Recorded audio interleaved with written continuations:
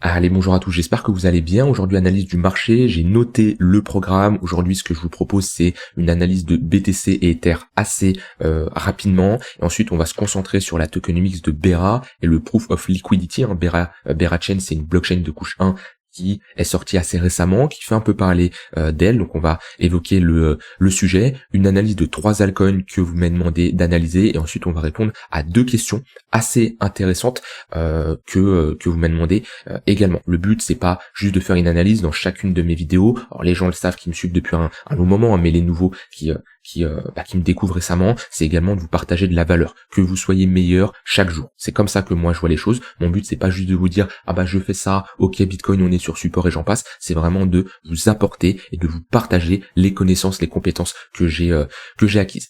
Et demain, on prépare une autre semaine de trading, on verra le marché US, on verra le calendrier économique, on a des annonces intéressantes la semaine pro, mais on verra tout ça demain. Avant que je commence, je vous rappelle qu'il vous reste maintenant que quelques jours pour profiter des 200 € offerts sur le programme Devenir Trader, un programme complet qui va te permettre de révolutionner ton trading, d'avoir une approche beaucoup plus professionnelle, d'avoir des outils, des indicateurs, une bonne approche, une bonne vision, mes setups, développer ta propre stratégie et surtout être 100% autonome. Tu as toutes les informations en cliquant sur le premier lien en description et il te reste maintenant que quelques jours pour profiter des 200 € offerts. D'ailleurs, en parlant du programme, pour ceux qui l'ont rejoint, que ce soit récemment ou même il y a quelques mois, voire même il y a 2 ans au moment où je l'ai lancé, pour information, il y a un setup que je suis en train de travailler à l'heure actuelle que je vais ajouter dans les prochains mois. Alors, ça met du temps à travailler un setup, je le sors pas comme ça en 2 semaines, mais je suis en train de travailler un setup et un gros module que je vais également ajouter pour 2025. Vous verrez un module j'aborde quelque chose qui est très peu abordé dans le domaine du trading et qui pourra clairement vous être utile pour améliorer vos performances. Alors, on va commencer par le BTC. On voit que BTC, il a du mal. Et les clôtures daily, on a des tentatives de break, et on voit qu'on pousse pour repasser au-dessus de ce gros chiffre des 100 000 $, 99, 100 000 $, mais à chaque fois, on a des tentatives de break qui sont soldées par des échecs, vu qu'on n'arrive pas à clôturer au-dessus. C'est là l'importance d'attendre les clôtures. Et il y en a beaucoup qui se précipitent. On va avoir une journée qui va être haussière, on va faire par exemple un plus 3, plus 4%, mais on va avoir un ravalement en fin de journée. Au final, la clôture, elle est pas terrible, et beaucoup de gens sont rentrés, sont piégés tout simplement parce qu'ils n'ont pas attendu les clôtures. Les clôtures sont très importantes, et moi, dans du trading moyen long terme, je prends beaucoup plus de décisions sur des clôtures que comme ça des impulsions qui peuvent être tout simplement des pièges. Donc on l'avait vu hier au moment où je vous avais fait l'update, où attention, on était toujours en train de se faire rejeter, et on est toujours ici dans une dynamique qui est baissière. Maintenant, actuellement, on est sur un niveau très important. On a créé un support intermédiaire qui n'est pas un aussi gros support que le chiffre des 90 000 $, mais on voit qu'on a créé un support intermédiaire.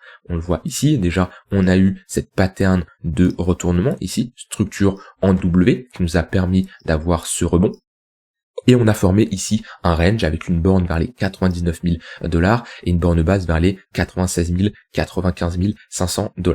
On voit que c'est un niveau qu'on va chercher plusieurs fois, on consolide autour de ce niveau-là, et actuellement c'est vraiment le dernier niveau avant les 90 000 $. Pour moi, si on perd ce niveau-là, on aura de grandes chances d'avoir quand même une accélération pour aller chercher 91, 90 000 $, cette zone ici d'intervention. Donc bon, on est sur support, ça va pas être une zone, on va chercher tout simplement des shorts quand on est comme ça sur un support. Si je trace le volume profile à l'intérieur de ce range-là, on voit bien qu'on a une value area low sous les 96 700 $, une value area high au-dessus des 99 500 $ et un poke vers les 98 000 $. Donc quelqu'un qui fait de la stratégie de range et qui l'estime ici qu'on est dans un range, il va plutôt chercher des achats sur l'extrémité basse. Maintenant, moi quand je trade un range, je regarde toujours par quoi il est précédé. Pourquoi? Parce que un range, il a plus de chances de suivre le sens de la tendance initiale. Et si je dézoome, et c'est important de dézoomer sa charte et de ne pas rester focalisé que sur une unité de temps ou sur une plage d'horaire comme j'étais juste avant, et on remarque qu'on vient d'une dynamique qui est baissière. Très visible, on a ici des sommets et des creux de plus en plus bas. Si vous avez du mal, vous pouvez mettre également des moyennes mobiles. Moi ici j'utilise des tunnels Vegas, mais quelqu'un qui n'utilise pas des tunnels Vegas et qui veut faire simple en prenant par exemple des EMA, des moyennes mobiles exponentielles, on peut par exemple en mettre 2, on peut mettre ici une moyenne mobile de 20 périodes, hop, et une moyenne mobile ici de 50 périodes.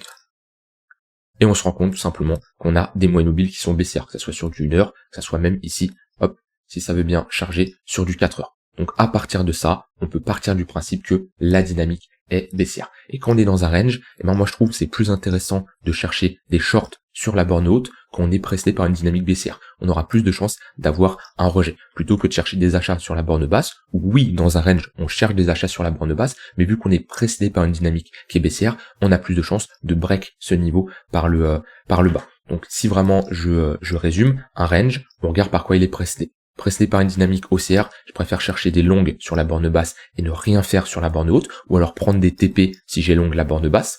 Et si j'ai un range qui est précédé par une dynamique qui est baissière, je préfère short la borne haute et ne rien faire sur la borne basse. Ou alors prendre racheter ma position parce que j'étais short pour tout simplement clôturer le short que j'ai pris ici sur l'extrémité basse. Ça, retenez, c'est vraiment important, ça vous permet ici d'avoir une approche beaucoup plus professionnelle en vous disant ok, je vais faire moins de quantité, c'est-à-dire que je vais lancer beaucoup moins de trades, mais je vais prioriser la qualité en positionnant sur des niveaux où, d'un point de vue probabilité, j'ai plus de chances d'avoir une réaction dans le sens de la tendance précédente. Donc voilà, maintenant Bitcoin, pas grand chose à dire de plus, tant qu'on vraiment sur du long terme, tant qu'on passe pas au-dessus des 99 000, 101 500 $, c'est difficile de retrouver un biais bullish, et pour le moment on est toujours en train de se faire rejeter. Donc éventuellement la prochaine zone qui peut être intéressante pour chercher des achats, c'est les 90 000 $. Maintenant, moi c'est un niveau qu'on a retesté pas mal de fois, c'est un niveau qui est flagrant, et quand un niveau est trop flagrant, en général, il a plus de chances de casser. Donc moi, à moins qu'on ait dans les prochains jours ici, on a des chiffres importants la semaine prochaine qui peut jouer sur la volatilité, mais à moins qu'on ait comme ça une réaction assez importante, ok, ça serait pas mal. Si on commence à revenir chercher ici, pour moi, on aura plus de chances de break ce niveau-là.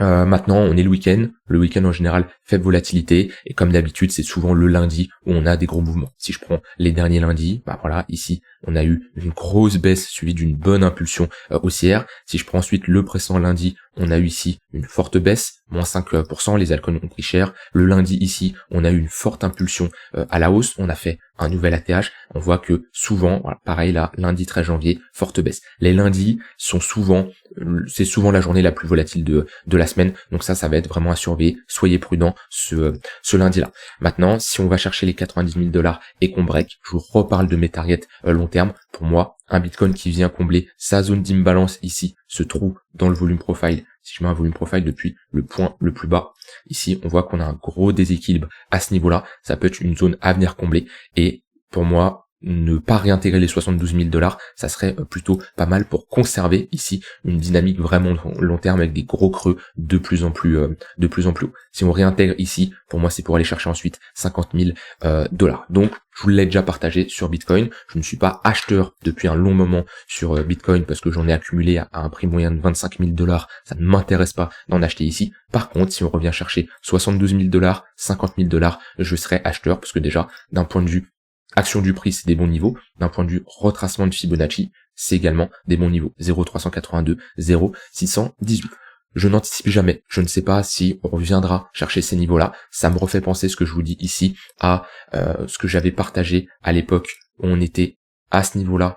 On était ici plutôt. Et je vous avais dit, la zone professionnelle pour se positionner sur Bitcoin, c'est entre les 27 000 et les 16 000 $. Tout le monde criait au bull market, ça y est, direction 100 000 $. Pourquoi pas? On peut y aller. Ce que j'étais sûr, c'est que moi, je ne pourrais pas me positionner à 57 000 $, à 63 000 $. Résultat, on y était un an après, j'avais partagé ça, mais on a été chercher ce niveau-là.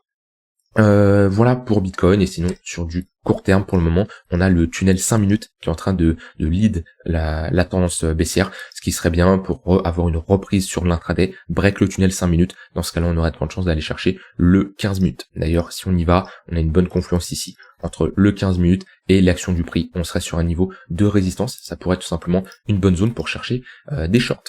Je m'arrête là pour le Bitcoin. Ether, globalement, pas grand chose à dire de plus, à part que on est dans le même scénario, c'est-à-dire on glisse doucement mais sûrement, on a toujours des moyennes mobiles orientées à la baisse, on est également sur un niveau de support, globalement, ce niveau-là, hop.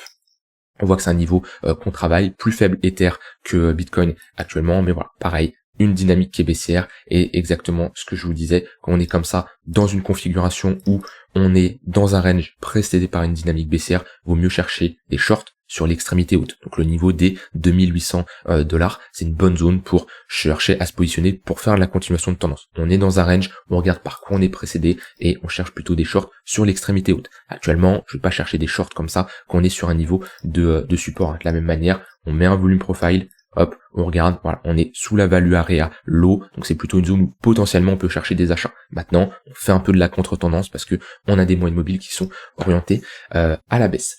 Voilà pour Ether. Je vais analyser les cryptos qu'on avait vus, juste que je me rappelle. On a DYDX, hop. Ensuite, on verra Berachain. Alors DYDX, c'est assez moche, ce qu'il nous fait, vu que on voit que on avait ce gros niveau de support, on était passé en dessous, on l'a réintégré avec une magnifique pattern de retournement, on a eu un pullback sur la ligne de coup, mais maintenant on est en train d'enfoncer. En plus DYDX, il y a une grosse différence entre le prix et le market cap. Alors, plutôt faire ça. J'ai plus en tête la commande. Je sais pas pourquoi, j'ai oublié. On va aller sur CoinMarketCap, c'est pas grave, c'est CryptoCap. C'est CryptoCap. Ouais, exactement. Ah, il l'affiche pas DYDX, c'est pour ça. Alors, DYDX, son prix qui est ici, il y a une grosse différence entre le prix et le market cap. Si je me mets en all, ça va être moins visible sur. Bon, c'est pas grave. On va faire 100. Bon, ce que je veux faire comprendre, c'est que il y a une grosse différence entre le prix et le market cap, parce qu'il y a eu de la dilution de jetons.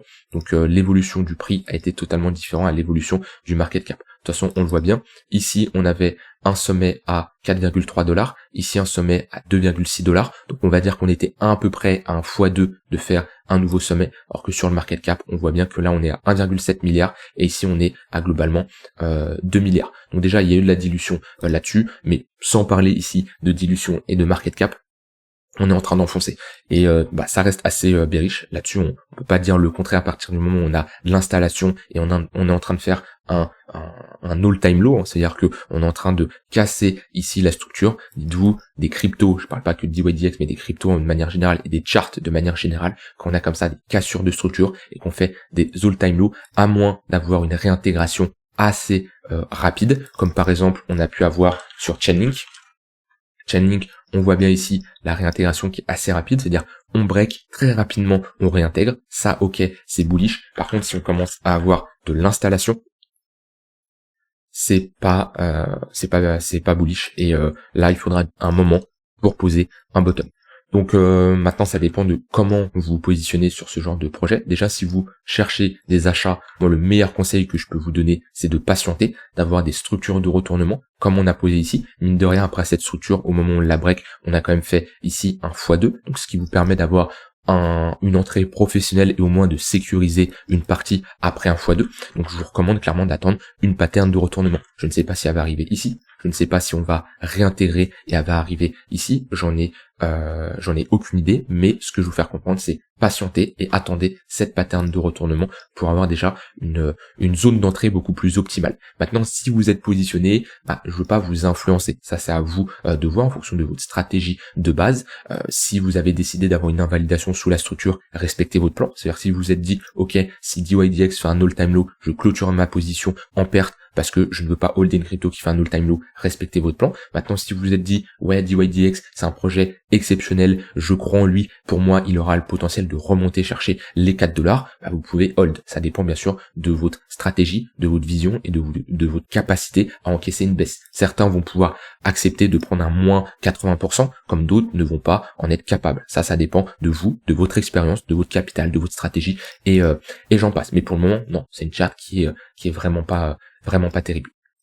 Alors ensuite j'avais noté Theta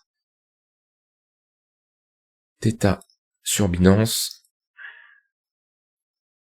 On est en train de réintégrer un niveau qu'il aurait fallu tenir, globalement les 1,5 $, parce que c'était la sortie de cette extrémité haute, c'était également cette pattern de retournement, donc on réintègre quand même un niveau assez important. Je pense qu'on aura de grandes chances d'aller chercher l'extrémité basse vers les 1 $. Comme quand on a comme ça une réintégration d'un range, c'est pour aller chercher l'extrémité opposée. Maintenant on est sur support. on peut pas le nier, hein. C'est-à-dire que en fait on pourrait être ici dans un plus gros range, mais un range que je verrais plutôt ici. Voilà. Donc on a eu toute cette phase de latéralisation qui a duré depuis un moment, hop, comme ça, qui a duré depuis un moment, et là on reforme un range. On voit bien un sommet au même niveau. Alors il y en a qui vont dire on est sur un double top, le double top ne se confirme uniquement quand on a un break de la ligne de coup. Pour le moment, si on a juste quelque chose comme ça, ce n'est pas un double top. Ça, c'est un range. Ça, oui, c'est un double top. Parce qu'on peut très bien faire ça, et au final, on est ici sur une pattern en W, de continuation. Donc pour le moment, on est sur support. Quelqu'un qui cherche des achats, il va potentiellement se positionner, pas potentiellement, il va plutôt se positionner sur la borne basse. Donc là, cette zone-là, oui, c'est une bonne zone pour se positionner, pour chercher ensuite un TP partiel milieu de range, voire haut de range. Donc on peut avoir soit une zone d'invalidation sous la structure ici, c'est-à-dire que si on a de l'installation sous ce niveau-là, on peut se barrer, sinon sous la structure globale. Donc ça veut dire si on fait pas un all-time low vu qu'on a été plus bas, mais si on commence à perdre le niveau des 50 centimes de dollars, on serait quand même sur un gros break d'une grosse structure, et pour moi ça serait pour aller retracer beaucoup plus bas, 33 centimes de dollars, voire même les 15 centimes de dollars si vraiment on est sur une baisse beaucoup plus importante. Là on est revenu chercher cette petite zone ici de demande, et on a eu une grosse phase d'accumulation. On peut mettre également un volume profile, hein. Si vous avez du mal comme ça à identifier les niveaux intéressants, vous mettez un volume profile. Voilà, on est au niveau ici de notre poke, donc à voir si on a une réaction, mais déjà le fait de réintégrer la value area high, que moi j'aurais plus vu à ce niveau-là, mais bon, on n'est pas à quelques dollars. Après, globalement, cette zone-là, on est quand même sur une réintégration qui n'est pas terrible. Et ensuite, on va demander Starknet. Starknet, c'est moche. Déjà, Starknet, j'en ai longtemps parlé, comme quoi ils ont raté leur airdrop, ils n'ont pas la communauté qui va de leur côté. On a eu quand même ici la validation d'une pattern de retournement. On le voit bien, avec pareil une petite hausse de 66%, mais on est en train, et on a ravalé même la pattern avec une clôture weekly qui nous fait ici un all-time low. Ici, voilà, moi, honnêtement, si j'étais positionné sur Starknet, je pourrais même pas me positionner, je pourrais pas holder ce genre de crypto. C'est une crypto qui est jeune, on a beaucoup de tokens en circulation, ça veut dire qu'il va y avoir des phases de déblocage, et il me semble qu'on a déjà commencé la phase de déblocage, c'est-à-dire qu'on a des investisseurs privés qui ont pu profiter à un prix assez faible sur Starknet, ils sont peut-être même à break-even ou en perte, ça dépend, au prix moyen ils ont pu en bénéficier, et automatiquement ça crée de l'offre, hein, puisque ces investisseurs vont potentiellement se débarrasser de Starknet. C'est pour ça, en bear market, les cryptos avec des jetons à débloquer, en général, ils prennent beaucoup plus cher. On est déjà sur un moins 90%. Maintenant, si vous voulez vous positionner, pareil, la meilleure chose à faire, c'est d'attendre la pattern de retournement. On peut jamais savoir à quel moment elle va avoir lieu. Ça se trouve, ça va être ici. Ça se trouve, ça va être beaucoup plus bas. J'en ai aucune idée. Ce qui compte, c'est de patienter, d'avoir une phase comme on a eu ici. Vous voyez, déjà, là, quelqu'un qui rentre ici, il a une entrée beaucoup plus professionnelle qu'une personne qui se positionne n'importe comment. On fait là un moins 86%, là déjà on a une zone qui nous dit ok, pendant un certain temps, la demande a été supérieure à l'offre, c'est-à-dire les acheteurs ont estimé que Starknet était intéressant à acheter. Ce qui fait déjà que quelqu'un qui a une entrée beaucoup plus professionnelle, il prend certes un moins 50%, mais il évite quand même de prendre ici un moins 93%. Maintenant, moi personnellement, je rentre sur une altcoin, sur une pattern de retournement. Si on réintègre la structure, que ça soit déjà cette confirmation de réintégration, voire si on passe sous la structure, je préfère invalider que holder une crypto qui va potentiellement enfoncer encore plus. Voilà pour Starknet. Ensuite, on va passer à Bera. On m'a demandé de faire une analyse de Bera Chain, alors pas spécialement technique parce que la crypto est jeune et on a très peu d'historique. Hop, voilà, si je vais sur Kraken, si je vais sur OKX, bon voilà, ça a été lancé.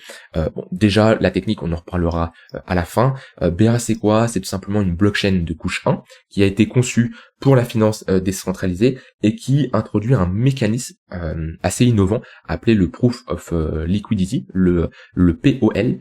Ça va être un mécanisme, en général on connaît le Proof of Work, Bitcoin est dans le Proof of Work, on connaît le Proof of Stake qui est la majorité des altcoins qui fonctionnent comme ça. Ça veut dire que le Proof of Work, on va récompenser les mineurs qui sécurisent le réseau. Le Proof of Stake, on va récompenser les déteneurs de jetons qui vont staker leur crypto. Là on est sur un POL, un Proof of Liquidity, on va tout simplement récompenser les utilisateurs qui fournissent de la liquidité dans l'écosystème Bera Chain. Donc c'est un modèle qui est complètement différent au modèle traditionnel qu'on a connu, mais ce qu'il faut comprendre, hein, c'est plus un indicateur engage de la liquidité dans les protocoles DeFi de Berachain, et plus il peut participer à la gouvernance et sécuriser le réseau. Alors c'est assez innovant, est-ce que c'est révolutionnaire? On verra avec le temps, mais déjà ça évite certains points. Déjà, premier point, ça évite la centralisation du stacking.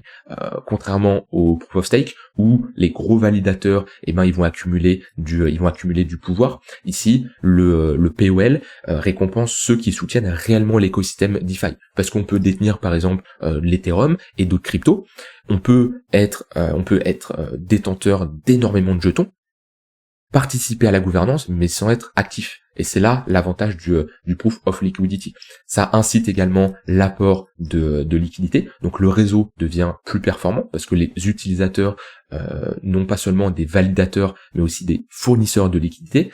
On a du coup automatiquement avec tout ce que j'ai dit, une gouvernance qui est plus juste. Pourquoi? Parce que ceux qui participent activement au réseau ont un vrai pouvoir de décision, contrairement à des gens qui pouvaient en Proof of Stake simplement détenir le token.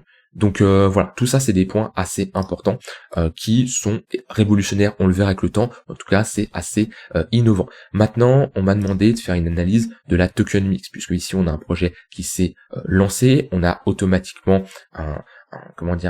une token distribution chart qui nous permet de voir comment a été répartis les jetons. Ici, on a tout simplement le vesting avec les périodes de déblocage. Tout ça, vous pouvez les retrouver sur différents sites. Moi, en ce moment, j'utilise Chainbroker. À un moment, j'utilisais Token Unlock. Maintenant, voilà, ça dépend. Dans tous les cas, les informations sont similaires. Ça dépend. Surtout, les sites proposent les mêmes informations, mais si je trouve un site qui est meilleur, plus intéressant, ça me permet simplement de changer. De toute façon, c'est juste un outil de travail, faut pas être focalisé à chaque fois. Faut pas être 100% dépendant d'un outil de travail. Si on en trouve un mieux, faut pas avoir peur de changer. Donc comment s'est passé ici la distribution? Tout ce que je vous dis ici, c'est assez intéressant, ça vous permet de comprendre. Alors, je fais beaucoup d'analyse technique, je faisais beaucoup plus d'analyse fonda, tokenomics avant, pas spécialement que sur YouTube, mais moi de mon côté, c'est vrai que j'ai un peu réduit avec le temps, mais si vous vous projetez sur l'investissement long terme, là, quelqu'un qui fait de l'intraday, tout ce que je dis, ça n'a pas d'importance. Quelqu'un qui se projette à investir dans des cryptos, ce que j'explique à l'heure actuelle, ça te permet d'avoir une meilleure compréhension. Ici, on a tout simplement une distribution des tokens. Alors, je vais revenir sur Bera. Voilà, on a ici un market cap actuellement de 700 millions et on a un circulating supply de 107 millions et on a un total supply de 500 millions. C'est-à-dire tous les tokens ne sont pas en circulation. Ils sont actuellement bloqués dans des smart contracts. Pourquoi on fait ça? Tout simplement parce qu'on va diviser ces jetons et on va les partager entre différents acteurs et ils vont être bloqués dans des smart contracts parce que les investisseurs privés, par exemple, ont pu bénéficier des tokens à un prix extrêmement faible, qu'on voit ici. La série A a pu en bénéficier à 8 centimes et la série B à 3 $. Donc ça, c'est tout simplement des investisseurs privés qui ont pu bénéficier à un prix assez faible et automatiquement, s'ils sont pas dans des périodes de blocage et qui n'ont pas un déblocage linéaire comme ici, automatiquement, au moment du lancement, ils vont clairement prendre leur profit, ils vont se barrer et ça va niquer le projet, hein. Ils vont tout dump et la charte va pas ressembler à ce qu'on a actuellement. Donc c'est pour ça qu'on a ici ces périodes de blocage. Au niveau de la répartition, on a à peu près 34% qui va être au niveau des investisseurs privés.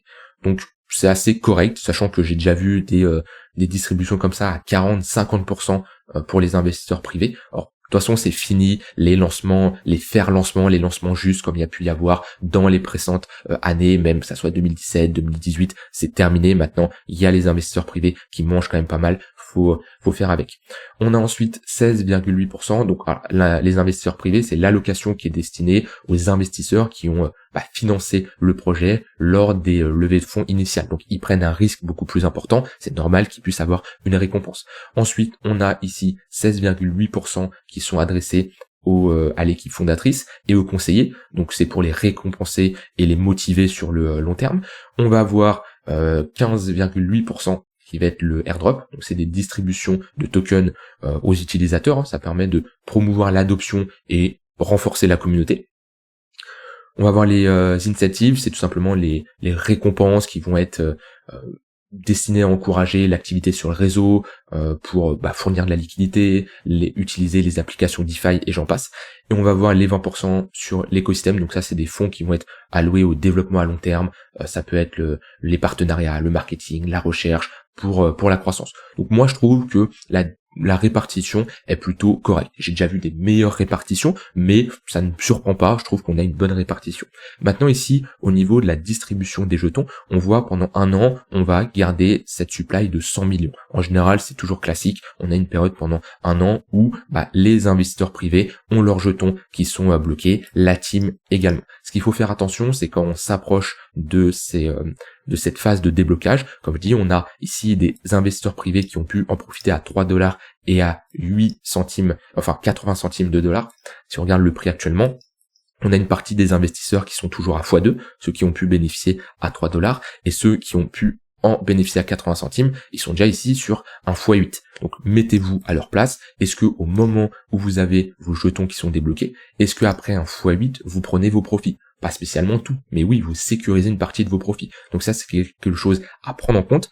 Au moment des déblocages, ça peut influencer le prix. Et après, de 2026 à 2028, sur une période de 2 ans, du coup, on va quand même faire un x5 sur la supply. On voit bien, 100 millions de circulating supply, 500 millions total supply, automatiquement ici, on s'attend à un déblocage et un x5. Donc ça peut avoir de l'impact en tout cas sur le prix, parce que si on veut maintenir ici un market cap, un prix de 6,5 dollars, avec toute la supply en circulation, il nous faut un market cap, et on aura un market cap de 3,25 milliards de dollars. Donc on voit la différence entre market cap et FDV. FDV, c'est le market cap si on a toute la supply qui est en circulation. Voilà, alors, je vais pas rentrer plus dans les détails, le but c'est de faire une analyse de la tokenomics assez simple sans rentrer dans les détails, mais ça c'est des points assez importants quand vous analysez un projet, c'est de voir comment est fait la distribution. Est-ce que c'est une distribution que vous trouvez logique? Est-ce qu'elle est bien équilibrée? Et surtout les périodes de déblocage. Est-ce que cette période de déblocage est bien maîtrisée? Surtout être conscient que dans un an, on a ici les déblocages qui commencent, donc ça peut avoir de l'impact sur le prix. Voilà, là-dessus on est bon, et on va terminer du coup avec les 2 questions qui me semblent pertinentes.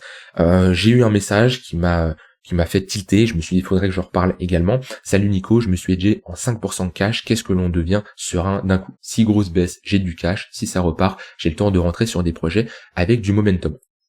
Je vois qu'il y en a beaucoup qui ont du mal à avoir ici cette répartition 50% crypto, 50% cash. Alors, ça peut être 50-50, ça peut être 60-40, mais j'en vois beaucoup qui sont 100% crypto. Pour moi, si vous n'arrivez pas à avoir du cash, c'est que il y a plusieurs problèmes. Déjà, je pense que vous pouvez avoir une vision beaucoup trop court terme. C'est-à-dire que vous vous dites, non, je peux pas avoir du cash parce que je dois absolument make it, c'est la chose qu'on entend en crypto le plus, make it sur un cycle. Ça veut dire globalement partir de par exemple 10 000 dollars, 5 000 dollars et faire 300, 400, 500 000, voire certains 1 million, qui sont des performances qui ont été réalisées. Donc à partir du moment où une performance a été réalisée, on se dit que c'est entièrement possible, sauf que commencer à faire des x50, x100 sur l'entièreté de son capital, c'est quelque chose de très très peu probable. Et du coup, la plupart du temps, les gens restent 100% cash parce qu'ils se disent, ah bah non, c'est sûr à 100% que je dois make it sur ce cycle-là, et ils ont une vision beaucoup trop court terme. Or que c'est possible de réussir et de se projeter sur 2 cycles. C'est-à-dire, au lieu de chercher à faire une performance de dingue, admettons une personne sur un cycle a fait ici un x4, un x5, d'accord, qui est une target qui est tout à fait possible sur un cycle aussi. Donc cette personne a fait un x4, on va dire, et sur un nouveau cycle, elle fait un x2 ou un x3. Et ben cette performance-là, ça fait au final un x12. Et vous voyez que si on décompose comme ça sur 2 cycles, on a ici un x4, on a ici un x3, ça nous fait un x12. Et c'est plus simple d'avoir une vision comme ça, de se dire je dois faire un x50 sur un cycle. Donc déjà ça pour moi c'est un problème de vision, une vision beaucoup plus court terme. Le deuxième problème, ça va être un manque de liquidité et des targets trop réalistes. C'est-à-dire que les personnes qui sont 100% cash, c'est souvent des personnes qui ont un petit capital et qui ont des attentes énormes. C'est-à-dire que ça vient à peu près avec ce que j'ai dit juste avant, mais ils vont avoir par exemple 500 dollars, ils se disent bon, 500 $, ça va pas changer ma vie si je les gagne ou si je les perds, et du coup ils se disent bon, voilà, j'ai investi 500 $ et je vise des 300, 400 000 euros de résultats. Je suis vraiment dans l'excès, mais c'est pour vous faire comprendre. En fait, que vous ayez un petit capital ou un capital beaucoup plus important, enfin pour moi, si vous avez un petit capital, vous devez vous comporter comme si vous avez un capital beaucoup plus important. Parce que c'est pas en mode j'ai un petit capital, je tente limite de jouer au loto en crypto en faisant des paris de ouf qui ont très peu de chances de passer, et ensuite si j'ai un plus gros capital, admettons 50 000 $, 500 000 $, eh ben je vais avoir un comportement beaucoup plus professionnel. Moi c'est pas comme ça que je le vois. Moi je le vois en mode j'ai un petit capital, eh ben j'ai une approche professionnelle avec ce petit capital, comme ça lorsque j'aurai un capital beaucoup plus important, eh ben j'aurai tous les codes, j'aurai les compétences pour maîtriser et faire fructifier ce petit capital.